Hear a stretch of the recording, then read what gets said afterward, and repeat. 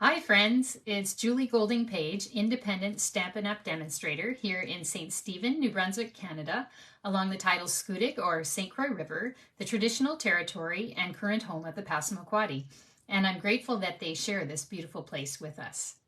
Today I have a very simple project for you and one that uses products that you can use year-round. So the papers can be used year-round because they have multiple patterns. And the stamp set can be used year-round because it has multiple occasions included. So more bang for your buck, which is always great, right? So let's get right to our project and we will see what we can do with it. So here we go. Here is the card that we have today. Sorry for adjusting things here. I'm just having technical difficulties today. Usually I go live at 10:30, but it's later today because I was having so many troubles. But anyway, here I am now. And here is our super simple project. So this is the card.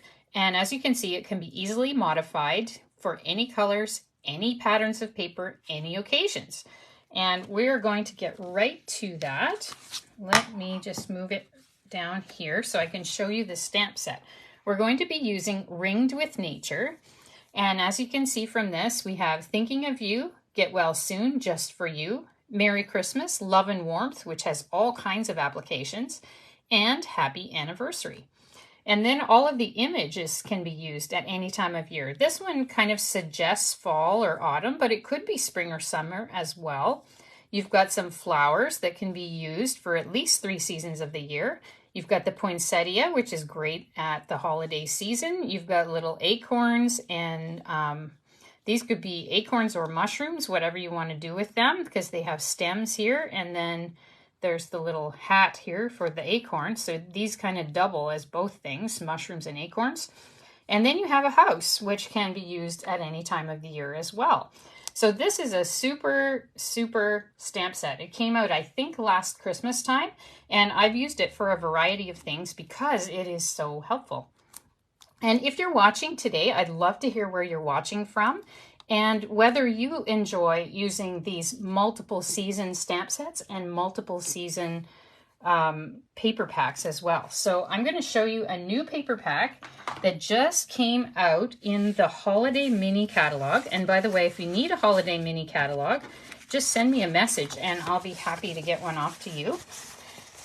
So here is the paper that we have. So there's one pattern on here, you can see. So that's kind of end of summer, fallish maybe. And then we have this one, which is kind of summery, I'd say, with the roses and daisies. And this could be spring or summer as well. And this one kind of suggests spring to me, but it could be any time. Now this one is interesting. You could use it spring, summer, fall, or winter, I think. This one is kind of fallish. This one definitely looks like holiday season. And then again, this one could be really anytime you want. And it could even be winter with all the white and the blue in there. So I really like papers like this. This one is called Garden Walk. And you can see they have all kinds of colors on the back that you can pair with them as well. And it's a really nice paper pack. If you're looking for something that's good for the holidays like this one, and then you can still use it afterwards, I'd say go for this one because it's got so many nice patterns with it. We're going to be using Garden Green ink today. It's super simple stamping, and let's get right to the project now. Okay, I'm just going to set that stuff aside there, and we will need our pieces. So first what we're going to do is we're going to take our little strips of Calypso Coral paper, and I will make sure that you can find out all the instructions and measurements and everything for this. Actually, I've already put it in the post today. I was on the ball. And so the link there that says learn more will take you right to my blog post about this exact project. And I've got a whole supply list there, everything you need to make it. So we're going to take this strip of paper and we're going to put some Stampin' Seal on the back here. And this is my go-to adhesive. I love this Stampin' Seal. It sticks really, really well. And I've tried a bunch of them over the years because I've been paper crafting for a long time. But I really like Stampin' Seal. I find it just adheres really nicely. And you get a lot of it on a roll too, which is nice. So that's very simple. Anybody can do this, right? You can be a complete beginner or even consider yourself non-crafty. All you got to do is cut those pieces and glue them together. No die cutting, nothing like that. So the next thing we're going to do is actually stamp. And my garden green stamp pad was really super juicy. You can see it left some ink over here on the cover. And so what I had to do was take a little bit of the ink away. And how I did that was I just took a piece of paper. I'll show you. So this is just a scrap paper from something I made the other day. You can see how much ink is on there. All I did is I put the paper and pressed firmly for a couple of seconds and brought it up, and it took off that excess ink. And I'll show you the difference. So see, this is how it was inking up before. It was just too juicy because it was brand new. And by the end of it, I had it stamping like this. So if you find that your ink pad is too juicy, you can just remove some of the ink, and that's totally fine to do. All right, I'm just going to put this card over here for reference. We're going to open up the Ringed with Nature stamp set, and I'm going to take out this stamp which says thinking of you, but you could use any of them. Happy anniversary, get well soon, whatever you need for your project you could use. So I just place that on my block. And let's just tap it a couple of times and try it out on my cardboard to make sure that it's still not too inky. Yeah, that looks pretty good, doesn't it?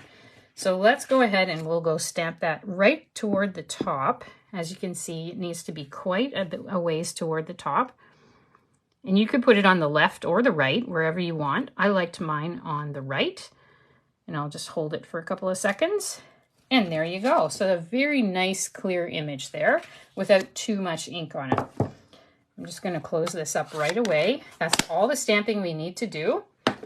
So very simple. And I'm going to use my stamp chamois here to clean up my stamp right away. These stamp chamois are the best things, I think.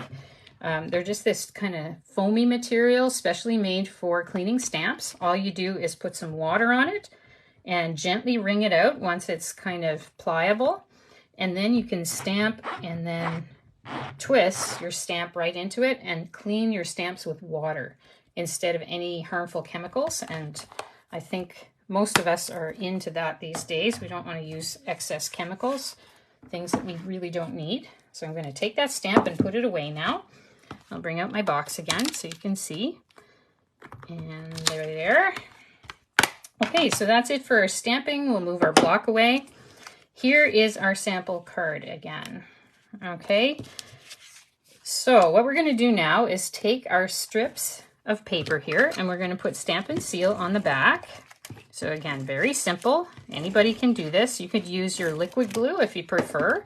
It does let you wiggle it around after you place it. So if you're not confident that you're going to get it in the place you want it the first time when you put it down, then feel free to use the liquid glue because that certainly moves around for you. So that's it. That's our panel. And now we're going to put it on our card base. And our card base is Petal Pink.